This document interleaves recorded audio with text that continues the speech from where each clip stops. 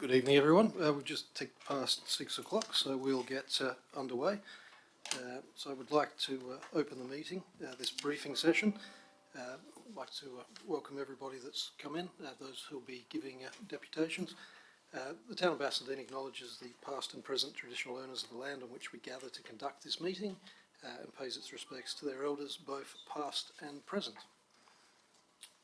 In terms of apologies for this evening, unfortunately, Mayor Hamilton is unable to attend this evening, as is Councillor Ken John. We do have sufficient councillors present, so that doesn't cause any issues for this evening. Can also record Infrastructure Director Doug Pearson's apologies too. Thank you. Oh, and in terms of the meeting, perhaps we can adjust that later on. At this stage, we don't have Councillor Burke, but we'll give her some time. That won't cause the meeting to cease, but we'll deal with that if that is in fact an apology. Declarations of interest. I received none. So there are none. Announcements. There are no announcements. Now we have statements, questions and deputations by members of the public. I see that no members of the public are present, so I may just move straight to deputations. And I'd like to invite Andy Williams from DBCA to come and give us some information.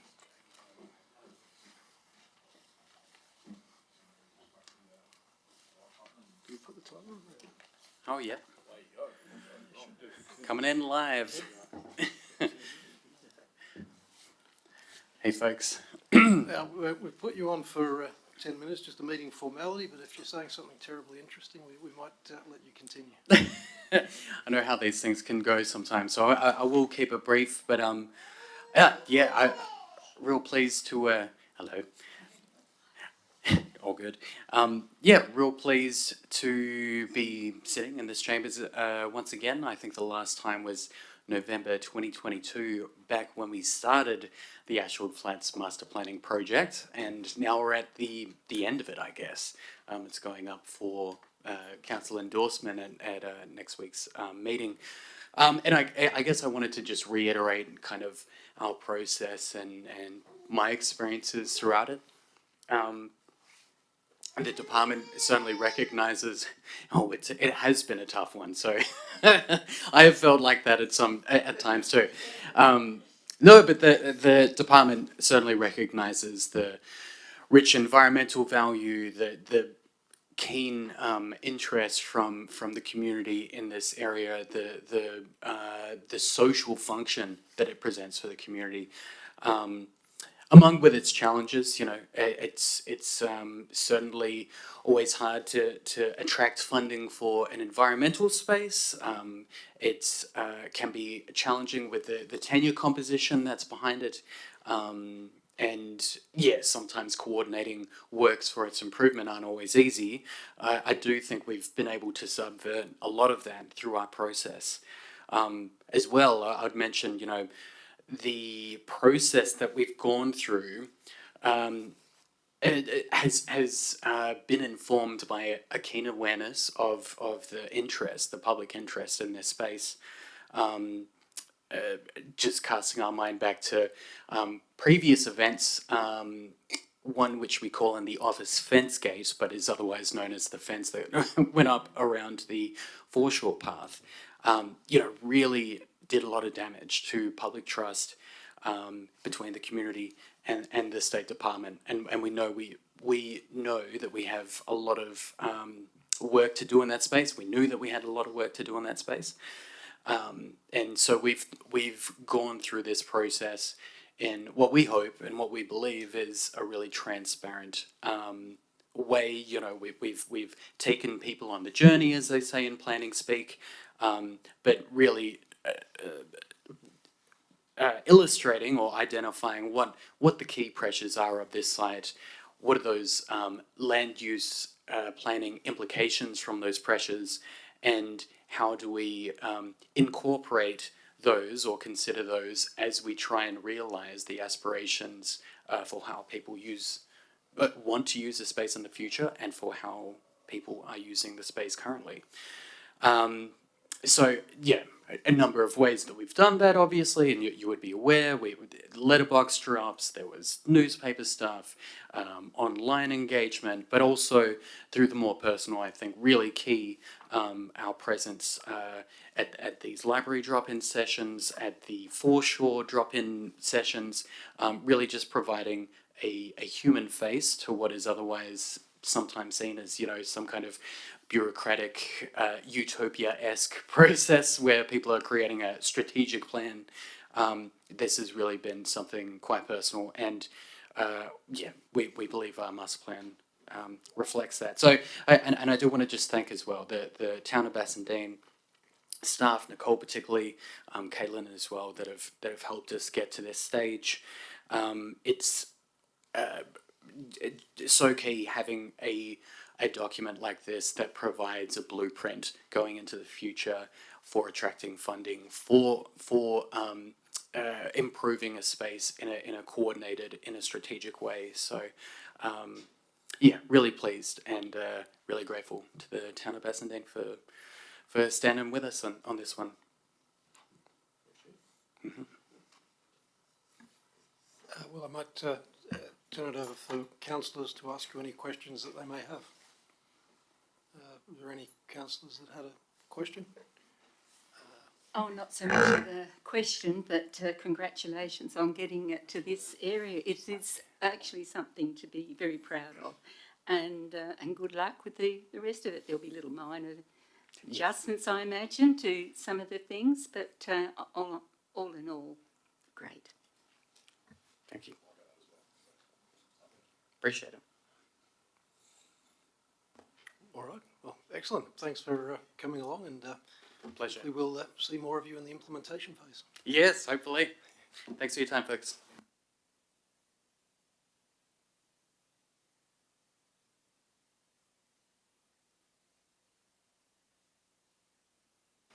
I'd like to call up Ben Doyle. So it's a planning professional from Planning Solutions in relation to item 12.9. Can you reset the timer? Yeah, thank you.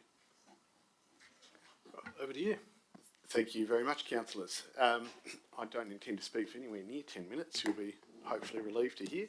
I'm here in relation to, as you say, item 12.9, which is a house at 59A First Avenue. I'd like to thank the officers for their diligent assessment of this application. It's been in the works for a while, in fact, before we were involved in the proposal. Particularly Patricia Hurst has worked very comprehensively on this proposal and has been an excellent planner to deal with. The report you have before you is comprehensive. I hope it's sufficiently clear. It deals with the key issues. We have reviewed and the conditions recommended are satisfactory, and we're confident we can comply with all of those without any difficulty. I note you have I understand, a written deputation. I thought it was important to be here to answer any questions you may have. And so with that, I'll end my deputation and be pleased to answer any questions. Thank you. Right, thank you for that. Councillors, who's up first? Councillor Ames. Thank you, Deputy Mayor Paul Blicker, and thanks for coming in, Ben, this afternoon or this evening. Just a quick question, and it's great that you've already left off the bat in regards to saying that all the conditions in the report seem satisfactory, and yourself and the landowner and homeowner can apply to all those. Was there a reason why a lot of those, if anything at all, wasn't originally planned for within the development in the first place? And I suppose reasons why that might not be the case, if any at all? You're referring to the conditions? Correct, that's right, yes. Look, the conditions are all very standard. They're really about regulating the operation of the use rather than changing anything about the proposal. So they're quite standard. Yep.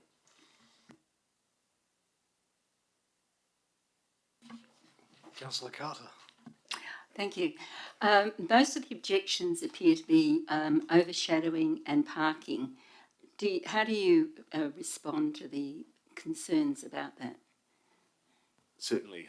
Starting with the parking is deemed to comply under the R codes for a single house, so it is deemed as meeting the requirements for a single house. However, added to that, this is for co-living accommodation, and our client is an experienced operator of those and has quite a portfolio of these types of premises. They are very comprehensively and carefully managed, and they also have a fair bit of data. And what they've found is that approximately 65% on average of their residents will have a car. So basing it on 6 bedrooms, that's 65%, that's 4 vehicles is what you would expect. There's actually provision for 4 vehicles to park on site. So that can all occur, even though we're only required to provide 2, you can accommodate 4, and that's enough to cater for the expected demand. The way these properties are managed is that you're not allowed to have overnight guests. So, if you remember share housing days at university, I think it all starts to unravel when the boyfriend or girlfriend starts to stay over regularly. So that doesn't happen with these. So you would not expect a significant demand on visitor parking either. It's the setup of this is that the residents here would typically go elsewhere to have visits with friends and family and that sort of thing. It's not really what occurs in the premises. In terms of the overshadowing, the dwelling to the south, I mean, what we have here is an east-west oriented lot to our south, which is long and narrow. And a lot of that orientation is going to be overshadowed at this density. It's going to be overshadowed by anything.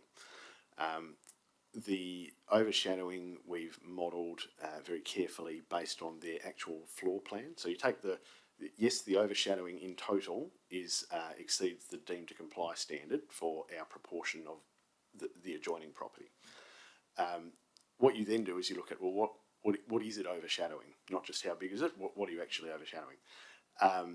And the rear of the dwelling, which is the very large, I've got plans if that helps, but is large floor-to-ceiling windows to the dining area and the outdoor area, is completely untouched by any shadow from our dwelling when it's measured in accordance with the R codes. What is overshadowed are 2 small windows, one of them to a kitchen and one of them to the scullery. Those windows are about 75 centimetres high. They're about a metre off the ground. They are above benches and below cupboards. So they don't really serve a particularly effective way of getting light into those rooms to start with. However, in addition to that, a window at that height, 1.5 metres off the boundary, which is what they have, is going to be overshadowed by anything. A single-storey house with a fully compliant boundary wall on that boundary would completely obliterate those windows. Yep. Any other councillors? Well, if there are no other councillors, I suppose my question would be, and thank you for explaining that about the living areas not being overshadowed. Was that an active consideration in designing the adjoining premises? Well, I'd have to actually say no, it wasn't, because we didn't have the plans at that time. And as I said, we actually weren't involved in the initial lodgement of the application. We were brought in later by this client. So it wasn't a specific design consideration with that specific layout of the dwelling in mind. But logically, any house that is built on that adjoining property to the south is going to have, the house at the front, outdoor living area at the back. So if you concentrate your shadowing where you're likely to see probably a garage, probably the hot water system, those sort of things, then it's likely that it wouldn't have overshadowed. So I can't speak for the designer and what they actively did or didn't consider, but it is good design. Great, thank you. Were there any further, Councillor Ames? Yeah, just a quick one. Thank you, Deputy Mayor. Do you have any information, or will you be engaged with the lot 2 at the back of the property there? So obviously the house that is in question is on lot 1. We've got lot 2 at the rear. Any information from your perspective in regards to that being developed in any which way or form moving into the future? My understanding is that has not been subdivided yet, and so it's still actually in the same ownership. Okay. I understand it is to be subdivided and sold off, so there's no plans for development of it at this time.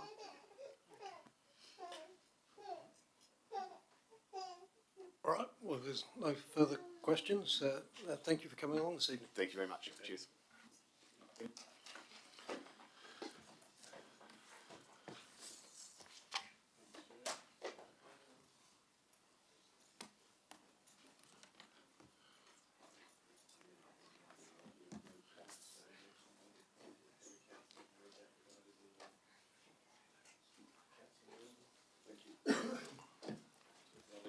On record that there is one. Yeah, put that in. Well, that concludes our deputations. So put those forward in case there are some members of the public may have come in a little later that might have wanted to have asked questions or make statements. I note that there's nobody in the chambers, so we will move to that section regardless. I do note that there was a statement received in relation to item 12.9, so that's from the adjoining lot, and I understand that a copy of that statement has been provided to all councillors. I don't intend on reading that, given that there is nobody else present save for councillors, so we'll take that as read, and thank you to the people who had submitted that statement. There being nobody here, we'll move past the statements and questions into the remainder of the agenda.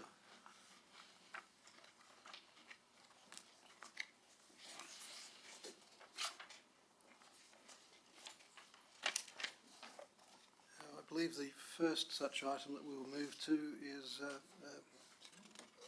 item 12.2. Cameron. Yeah, thank you.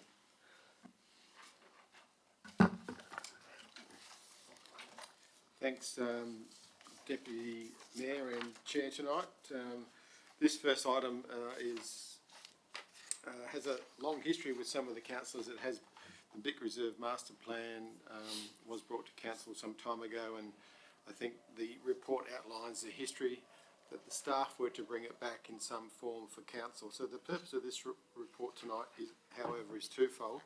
One, it is to present a concept plan or a master plan for the reserve, as has been asked in a previous resolution of council, but also importantly is to seek grant funding of about $83,000 in this year's budget to supplement the $200,000 grant from Patrick Gorman.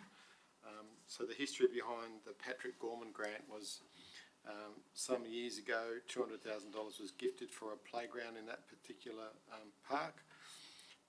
The staff assessed the fact that we would probably prefer the grant funding to go to Jubilee Lights. We attempted to negotiate that with the federal government and the federal member. That was unsuccessful. So given we have good playgrounds throughout our district, and particularly at Palmerston being so close, we thought that a better use of that funding was to have an active physical exercise equipment as per the public health plan that was adopted by council in February.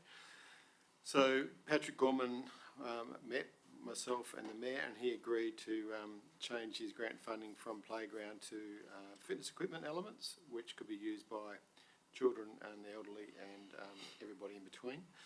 So that this particular item is asking council to support the concept of $200,000 worth of works to meet that federal grant requirement to happen in the reserve, and also to demonstrate that future stages through the concept plan have broken up the reserve into 3 zones, one being an active zone, which is identified by that the flat oval space that St Michael's used. We're calling that part of the reserve an active zone. We're calling the memorial zone, where the war memorial is, the memorial zone, and we're hoping council will support calling the remainder of the site the community zone, where we look to host the movies through the outdoor movies, a sound stage, a future sound stage, and to host civic events such as our citizenship ceremonies going forward, and that we could hire it out for people to use the sound stage and have small music events for youth. So that's the concept As I said, councillors, there's two parts to this, and one is to really get your support to add $83,000 into this year's budget so we can spend the $200,000 that Patrick Gorman has given us. Our $83,000 will be spent on some of the not so visual work, such as demolition, relocation of services, and project planning, and putting in some paths, as Patrick Gorman's money will be used for the exercise equipment, lighting towers, and creating an avenue of honour around that memorial. So we'll be looking at putting in 12 very large mature trees at 4 or 5 metres, and they come at a cost of quite an extensive cost to get that immediate look. Happy to take questions. Excellent. Councillor Eames. Thank you, Deputy Mayor, and through to Mr Woods. Being involved in the fitness industry, would I mind some information in regards to what the fitness equipment would look like? Is there any opportunity that might be able to come across our pages within the next week or so? Or just, I suppose, some avenues to be able to seek what the installations might be a part of? Yeah, good question, and probably remiss of me not to put that in, because Tim Damon in community planning has done a lot of work on that, and so what I'll do is I'll resubmit the actual, probably the grant application, which they ask for photos of the equipment, and it has soft fall with it as well. So we're hoping the kids will get use of it during the day at St Michael's, and then even personal trainers might be able to use it and run their business from in the evenings. So I'll share that with you. Were there any other questions? Councillor Carter. Just one. We have the future development site, which is the site now occupied by Casimir. Now, I suppose there's been extensive talks with Casimir because the lease runs out in 2027. That's the Infant Health Centre. Sorry, but we're taking over the part they use for recreation as a playground. Isn't that being reintegrated into the park? You are right, Councillor Carter. Yes, that's a previous council resolution. So December 2027 is currently when the lease expires for Casimir, and the resolution clearly states that portion will be annexed back into the park to create POS, not for development. Any further questions? If not, I have one question just regarding referring to the legend. There is a symbol for proposed trees. So you have coloured on the map various proposed trees. Just wondering if there had been any further consideration as to what the species of those would be, each surrounding the War Memorial and also to the north of the future development site. We are seeking advice now on that through arborists and the like. I think a previous report to council suggested that the red flowering gums may have been taken out. We've had some loss to the red flowering gums, but the approach we're taking now is to leave the trees that are healthy in and to have new species planted. So we're not going to continue particularly with red flowering gums, but we're going to try and look for a shade option, and it may even be that the deciduous trees are used. But I can give you more information on that as that comes to hand. Great, thank you. No further questions? That being so, we will move on to the next item in the agenda, being item 12.3, which is the Review, Audit and Governance Committee Instrument of Appointment and Delegation. Thanks, Chairman. I might ask Paul to lead straight into that.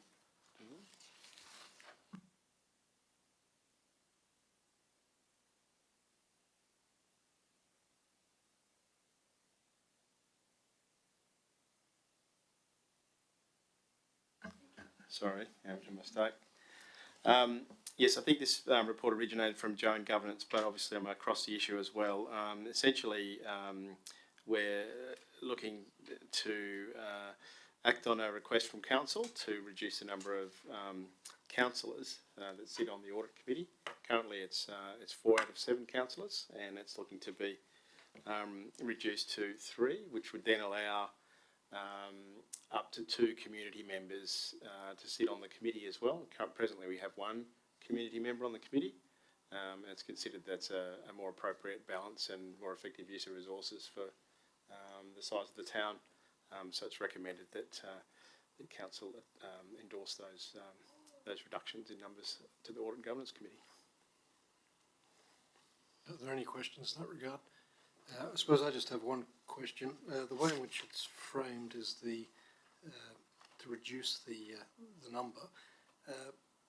Are we able to set, I suppose, a minimum number of councillors such that if in future there are other councillors that wish to be involved in the Audit and Governance Committee, that they would have the option of joining? Council could do so. There is provision to appoint a deputy, and any council member can observe the operations of the committee at any time if they choose to do so. However, it would be open to council to select a minimum of 3 if it wished to do so. We could review this process in a future iteration of council if there are more councillors minded to be actively involved in that, then we could have any number of councillors to accommodate that desire. It's a fairly simple process to amend the instrument, and in fact, it could even be done at the time when council meets following each election to appoint members of the committee. Okay, excellent, thank you. Were there any further questions on that? Well, that being so, we will move on to the next item, being the review of the delegations register, so item 12.4. Thank you, Deputy Mayor. This report is an annual statutory requirement, and I'm pleased to say that since our Manager of Governance has been on board, we've caught up on a few things, and this is essentially an administrative review. I might ask now Joe to talk to the key changes for councillors within the document, because the document is quite large, but she'll be able to give you a summary of the changes. Thank you. Thank you, Mr. CEO. And what I have done in the report here, you'll see under comment, is outlined what is very much an administrative review as stated, and that is to preempt what will occur, I do believe, this coming Friday, which is the gazettal of LPS 11. And so we just needed to frame, the document is 165 pages, so, and the ones that are most relevant, of course, to those of you around the table is the delegations that you provide from council to the CEO, but we have reflected those changes throughout the document that have gone to number 11. We also took the opportunity to include the delegations to the built strata applications to extend that delegation from CEO to staff. We also further took the opportunity to make what is very much an administrative task, which is to change the job titles. So the delegations in the delegation register are by job title, not by name, not by the person's name. And there was also some job titles that no longer exist. So you will see there, third dot point down, engineering technical coordinator, for instance, doesn't exist any longer. However, the manager engineering and assets takes on those responsibilities from a delegated responsibility. Most of those things are also down right at the last dot point there. So as I said, the engineering technical coordinator, but also the manager of recycling and waste, those positions were deleted. And in the document, if you're wanting to look at it in more detail, all changes are made under track changes in red. So they're very easy to flick through to if you're just wanting to see which ones they pertain to. And once again, this is an annual review, so we can look more deeply into that. And also, at any time, should council wish to look at this more deeply, it could be done under workshop. So any questions would be gratefully received. Councillors? I suppose just in terms of the delegation register, so each year we do examine that for, I suppose, ceased delegations or delegations which were for purposes which have now been acquitted, so that we don't have, I suppose, any legacy items sitting on there? There's various reasons that it's very valuable to do the review annually, particularly if there's any changes that have occurred in any heads of power, so any act or regulatory changes that affect the manner in which delegations are undertaken, and then further on into the organisation, the way in which we deal with authorisations with those that are undertaking those tasks. So it's and it can be done on a more regular basis. This council, in fact, I think had on two occasions last year in 2023 took the opportunity to make some changes that one of them was with regard to purchasing power with tenders. So it can be undertaken more regularly.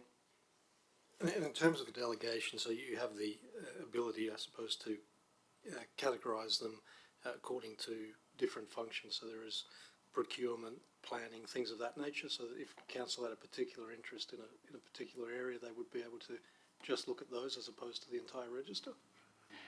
Certainly, the easiest way to look at it by interest. So first of all is, in some councils you can imagine a very small local government may only delegate some, a few of its powers through to the CEO, and there are certain powers that the CEO can only deal with themselves. And without being able to delegate that on further. The easiest way is to look at the contents page, and it is very prescriptive about what each area looks at, but it is done by Act. So you'll see all of the local government features at the beginning, and then it'll move into the Bushfires Act, etc. towards the end, Planning and Development Act, etc.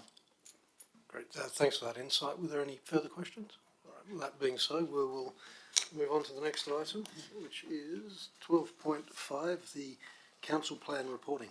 Thank you, Cameron. Thank you, Deputy Mayor, and through you. This is the first report against our new council plan. So you remember not so long ago we brought our report to council to close out the original community strategic plan. This report is to report on the first 3 months of our newly adopted council plan.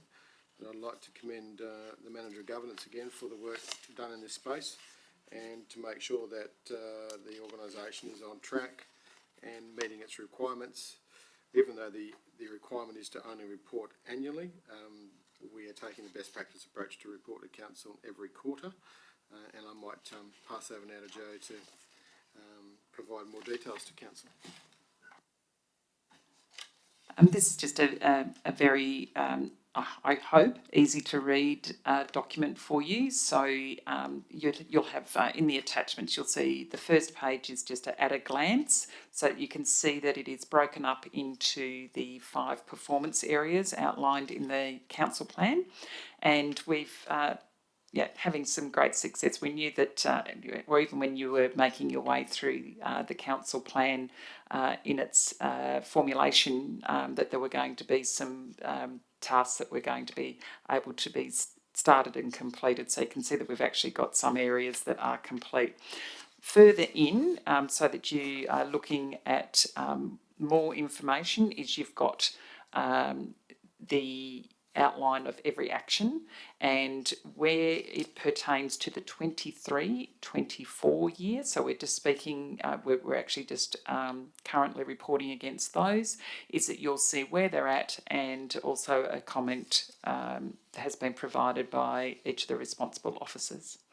Happy to take any questions. Councillors? Councillor Ames. Thank you, Deputy Mayor and Chairman. This one might go through to you, to the CEO. I see the Ashfield lights obviously have been completed and commissioned. Are the Ashfield lights utilised? Are they on every night, or are they only operated for training sessions by the users of the ground? They should only be used based on bookings, particularly with 2 major clubs and a authorised licensed fitness professional who does evening classes. Apart from that, they're not for public consumption. Yeah.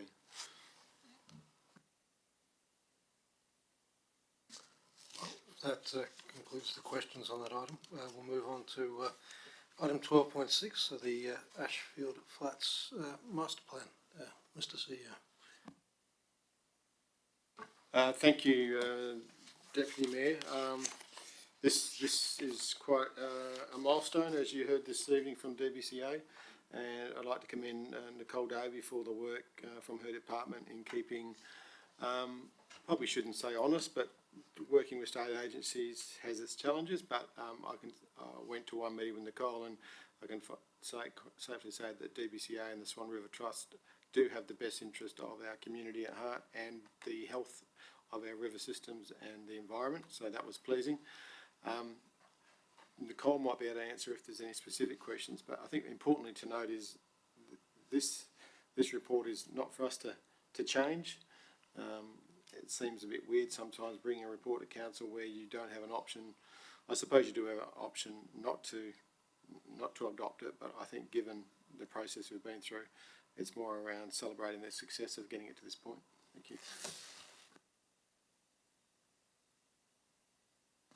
All right. Did any councillors have any questions in relation to this?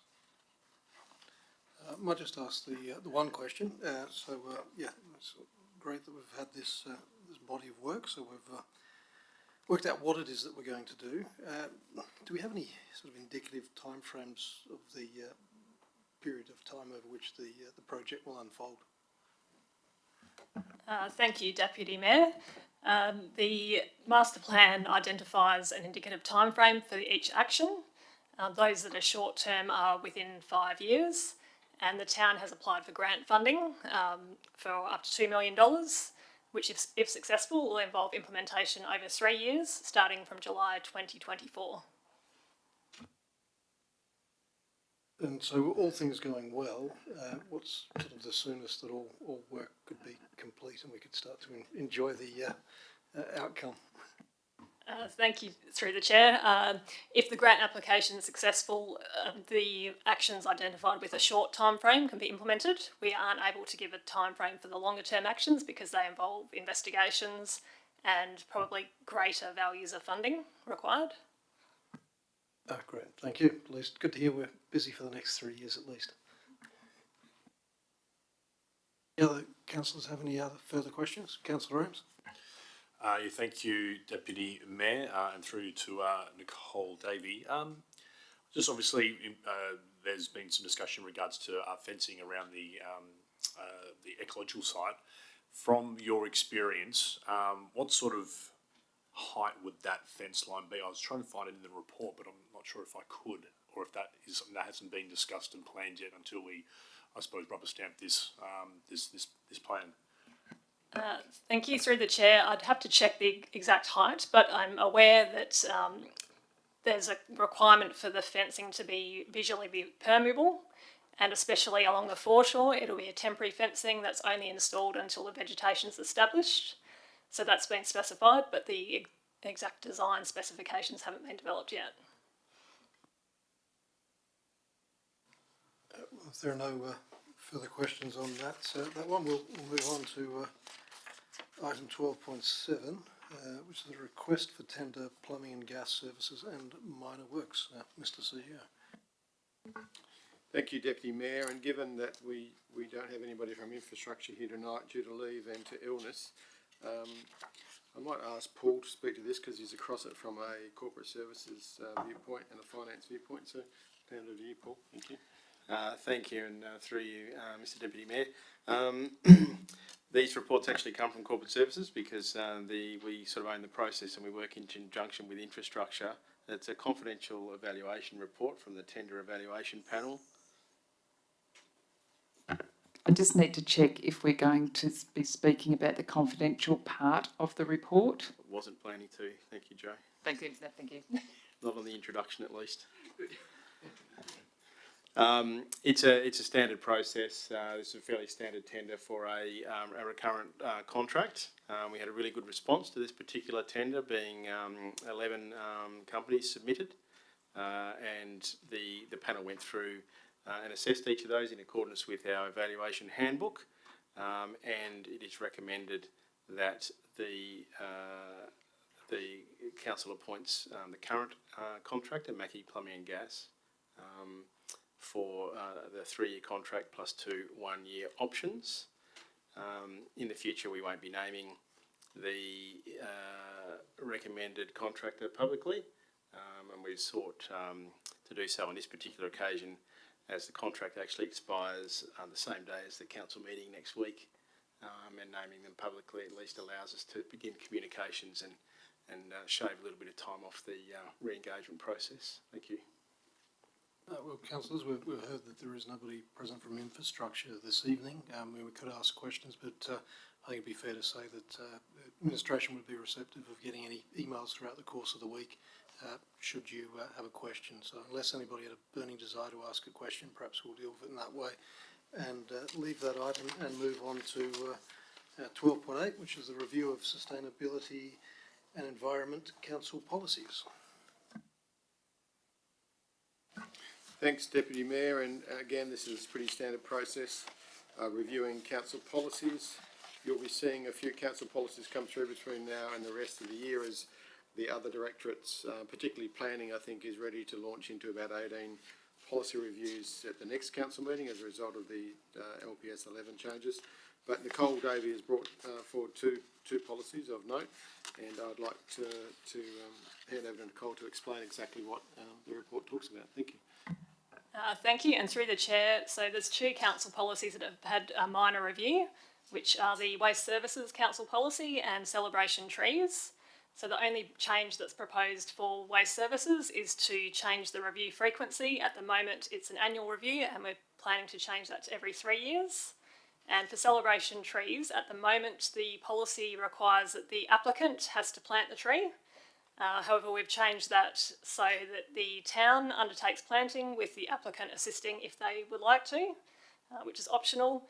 We've also included reference to requirement for the payment of a fee, which is as per our annual fees and charges, and to also change the review frequency from every 2 years to every 3 years. The proposed changes are shown in the attachments as track changes. Councillors, any questions? There being no questions on either of those well-prepared policies, we'll move on to item 12.9, which is the single house at number 59A, First Avenue, Bassendean, which we've already heard from by way of a deputation. So on to you, Mr. CEO. Thanks, Deputy Mayor. This is the second such application we've had from the same applicant, as you'll be aware, a few months ago. And I think one of the improvements I wanted to note with this report is that Alex, the manager of planning, has put a report summary in, and that's going to be a common theme with some of the planning reports now, because right up front it puts the important dot points in a report summary, which makes it easier for council to understand some of the planning items that will come through. So commend him for that initiative. This report, in the near future, with the change to the state planning legislation, will be done under delegation by this office. So really this is a timing thing. If it was 3 months down the track, this report would not come to council unless we assume that the outcry from the community and the residents was enough, where we would bring it to you to make sure that you had oversight over any decision. But if we went out to the community advertising and we had the amount and the type of feedback we've got for this one, we would do this under delegation. So you heard Ben today, and I think we're going to see, whether we like this or not, I think we're going to see more of this type of development, given that we've got this housing crisis. But if there's any further questions of a technical nature, I'd really encourage council to put it in writing for Trish and or Alex will be here next Tuesday night to answer any questions. Councillors, are there any questions of a broad nature? I suppose I would just have one in relation to the process going forward. So in terms of those which wouldn't appear before council, are those ones could include planning applications which didn't necessarily meet the deemed to comply? Is that what's changing? Where there is an issue where it's deemed not to comply, that would be a trigger for us to bring it to council. So we would only, under delegation, if it ticked every box, if it ticks every box and it's lawful, if people and neighbours aren't happy with that, then I would still approve that under delegation, because we cannot do anything that's unlawful. So to bring it to council would be a waste of your time and a waste of my time, and a waste of the residents' time, giving them false hope that they think they can come in, talk to the item and then have it overturned, because we'll end up in SAT every time. Okay, excellent. So that is 12.9. As CEO said, is there any questions of a more technical nature? They can be sent through by email for manager of planning to deal with. So that takes us to item 12.10, the accounts paid for March.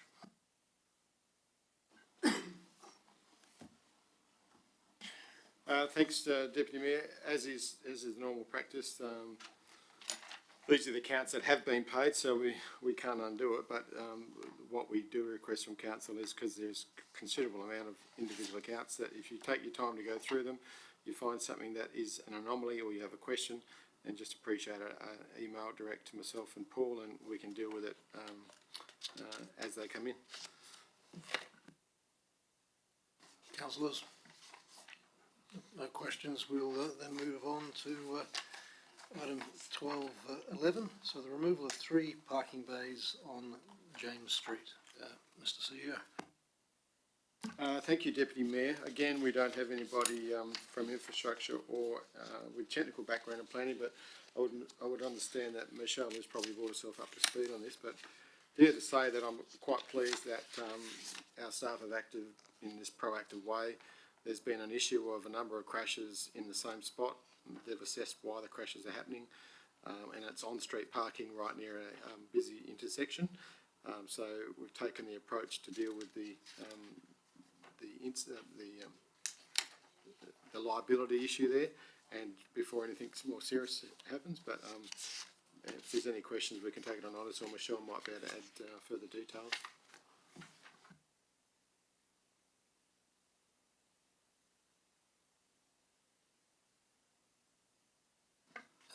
Take that as there's nothing further to add from administration. And Councillor Ames, your questions. Yeah, thank you, Deputy Mayor, and obviously take this information on notice, Michelle, if you're not aware. Obviously, there's been removal of 4 lines, which obviously takes away 3 of the parking bays. Drove down James Street myself to get here today. And there was a proposal to put some signage up to say that there was no parking, from what I had hopefully read in the report. Do you know where those signs may be installed? 2 on the eastern side and 1 on the western side would be appropriate. I'm not sure if that would be in line with what's proposed. Through you, Deputy Mayor, I am actually going to have to take that one on notice. Yes, okay.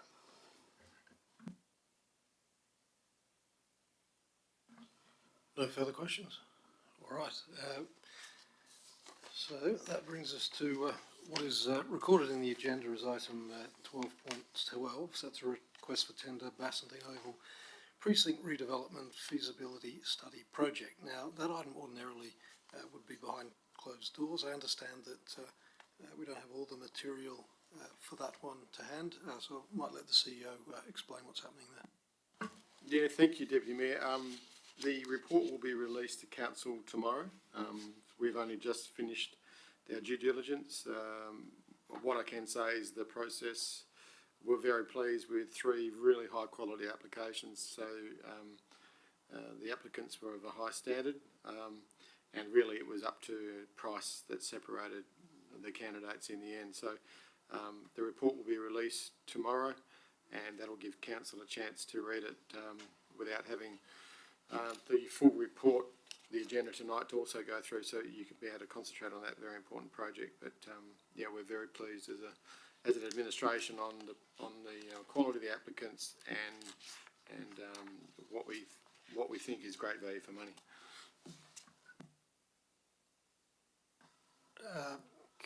Councillor Ames. Thank you, Deputy Mayor, and just through to the CEO. Can you give us as councillors in a nutshell what that report is going to be made of? Do we get information about the tenders from all three applicants? Do we just get what you believe is to be the leading application, just in a bit of a nutshell, just for us to sort of find out what we're going to be reading tomorrow? Typically, we would run you through the report, run you through the process, and talk about qualitative aspects of the preferred tenderer, and then the price and the price range to demonstrate best value. Given the interest in this, I see no reason. I might have to check with Paul to see if there's anything confidential, but I would doubt there is. The reports are over 300 pages each, so if you would like them, we could probably share them. What I was suggesting is we would email out the winning submission, because I think the tender process has gone through a process with 5 individuals on a qualitative matrix. So rather than invite council in to look at all of them and go, well, if I had been on the tender panel, I would have done this without the full context, I think it might be dangerous to supply all of them, but I see no reason why we wouldn't be able to share the winning tenderer. That way you would have an understanding and get a feel for somebody you'll be working quite closely with for the next 2 years. Yeah. Was there any other further questions relating to the process? Well, the other, we'll move on to what would have been also item 12.13, so the monthly financial statement. And similarly, that will be to hand ahead of the OCM. So just noting that that is in train, and we can deal with that at the OCM. And that concludes the officers' reports. We move on to item 13. As I'd noted at the outset, Councillor Mayor Hamilton was unable to attend this evening. She had put forward a motion of which previous notice has been given. So that's 13.1, advocacy for priority projects. So I might just let the CEO deal with or explain that one to the extent that he can. But throughout the course of the week, obviously it's open for councillors to contact Mayor Hamilton should they have any queries about what she's trying to achieve, although from there we can see that the administration is in agreement and is supportive of what Mayor Hamilton has put forward. Mr. CEO. Thanks, Deputy Mayor. Look, this is a really good notice of motion, and if it had have happened 6 months ago or earlier, I probably would have said the organisation wasn't ready. We've been so busy building capacity and building our strategic reports and getting on with normal business. But with an election coming, this should become normal business for us now that we do have the capacity in the organisation. And the beauty of this is that will focus us on what our major priorities are and convince state and federal governments in the 2025 elections. I think the Mayor will speak to this next week, but I think she has seen this work well elsewhere. I think Vic Park do it quite well. I think they picked five top projects. My advice to the Mayor and to Council will be that you don't pick a number, you identify what your priority are, and sometimes, in my mind, having done this before, if there's only one and you're all in, sometimes it's better to have one and go all in rather than give a politician a chance to pick the cheapest one out of a list of 5. So the report that will come back to Council in May will be suggesting, in my mind, the Jubilee Reserve Master Plan is our most important project, and the timing fits. Bassendean Oval is our next most important project, but it is way outside the next election. So we could forecast it as a number 2 project, but really I think we should be all in on achieving our Jubilee Master Plan aspirations. Thank you for that explanation. And councillors, I assume you will make contact with Mayor Hamilton should that be required throughout the week. So that is the only notice of motion of that nature. So matters for which the meeting may be closed, I understand that there are none. So that brings us to the closure of the meeting, save for anything the CEO might have to offer. None from me. That being so, Hang on, I just would like to acknowledge the fantastic effort by the West Coast Eagles. What